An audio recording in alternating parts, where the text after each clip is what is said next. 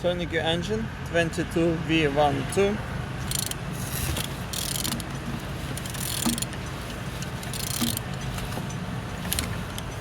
Turning good, and the front engine looks good, as you can see. Compressor, nice. And on this side, everything's good. Look as well on the turbo, I don't see any damage. Same as well like on this side, engine's looking good. And on this side, everything nice. Altimeter in good conditions. Starter broken.